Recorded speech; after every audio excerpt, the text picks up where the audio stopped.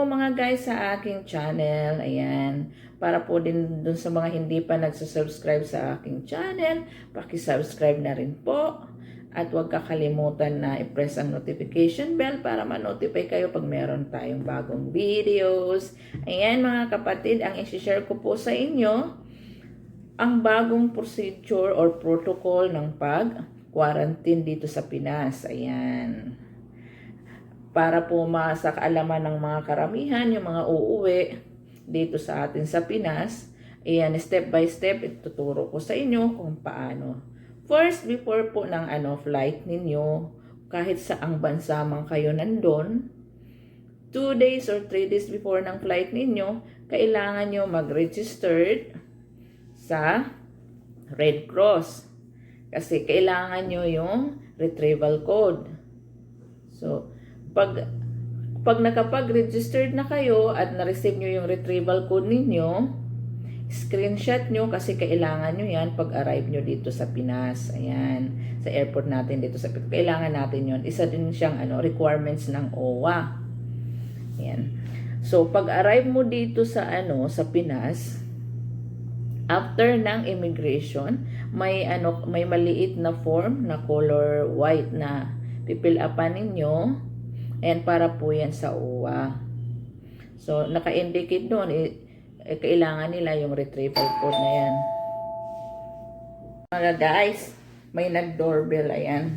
Dumating yung aking food, lunch, ayan.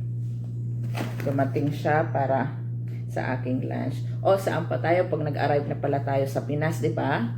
So, dun sa, form ng OWA, ayan, may pipil-upan ka, kailangan doon yung retrieval code ng Red Cross na in-screenshot mo or pinilapan mo kung naka-registered ka na. Ayan. Pagkatapos niyan, ang OWA ang mag-a-arrange sa inyo kung saan hotel kayo dadalhin. Nabago na po ngayon ng protocol ng sa airport. Dati, isa-swab test ka doon sa airport bago dalhin sa mga hotel. Ngayon po, ang nangyayari ay dideploy agad kayo kung saang hotel kayo i-quarantine. After 5 days na stay nyo sa hotel, saka pa kayo isa-swab test. Ayan po. 5 days. Magka-count. Just in case na dumating ka ng days ang binibilang, hindi nights. Ayan. Kasi kung March 1 ka dumating, kasi ako March 1, pero night na yon. Mga 10 p.m. kami nagdating dito sa sa hotel. So, na-swab test lang ako March 6, 10 o'clock in the morning. Ayan. So, ang bilang talaga 5 days.